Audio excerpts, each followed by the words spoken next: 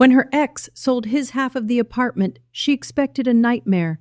Instead, she opened the door and smelled dinner.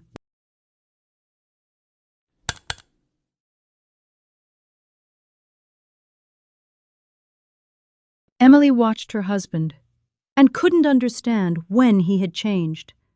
Or maybe he hadn't changed at all. Maybe she had just finally opened her eyes. At this point, it didn't matter anymore. Mark, if we're buying this apartment, it's registered in both our names. Otherwise, I'm taking my money back. Her voice was calm, too calm. We saved together. I sold my grandmother's condo. I invested more. So why is the apartment only in your name? Mark sighed loudly and rolled his shoulders. Wow, so this is who you are now? Money-minded. What difference does it make whose name is on the papers? We're married. Exactly. We're married. Emily paused. So let's put it in my name. Mark blinked. Why yours? Because it doesn't matter, right? And I want it that way. No. His voice hardened. A man is the head of the household. That's how it works. Mark felt something slipping out of his control. Emily had always agreed, always softened first, always backed down. But not anymore. Mark, stop. This is America. We either register it 50-50 or we don't buy it at all.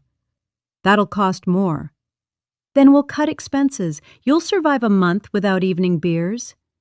His face froze. 10 years of silence. And now, she had a voice. This is Rachel, he thought. He never liked her. She looked at him like she was running diagnostics. The paycheck hadn't shrunk. Expenses had grown after he met Angela. Emily noticed everything. The late nights, the cold distance. For the first time, she wondered, what if he leaves? What if I'm alone? The thought made her chest ache. If that happens, Rachel said, you'll finally start living. When was the last time he brought you flowers? You work 2 jobs. You earn more than him, and you still think you owe him? You disappeared, Emily, like someone erased you. The apartment was beautiful. Big windows, sunlight everywhere. Mark walked through it proudly. I did this. For a year, he came home earlier, pretended. 2 years passed. Emily took every extra shift. Mark changed.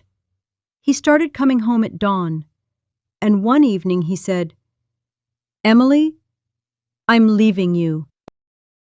I want you to move out. I'll have a young wife. She needs space.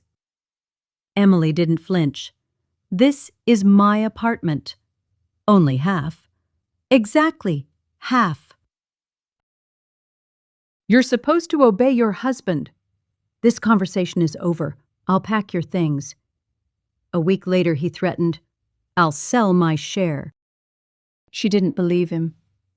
3 days later, she opened the door and smelled fried meat. Someone was cooking.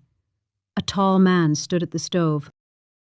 I thought we should have dinner and talk. For me? Yes, I'm Paul. She froze. Paul? I wouldn't have recognized you. I got old? No, your eyes just went quiet. She broke. Paul listened, didn't interrupt, didn't judge. From today on, your life changes. When was your last vacation? 5 years ago. Then we're leaving. A year later, a shopping mall. Emily was pregnant. Mark recognized her, but Paul stepped between them.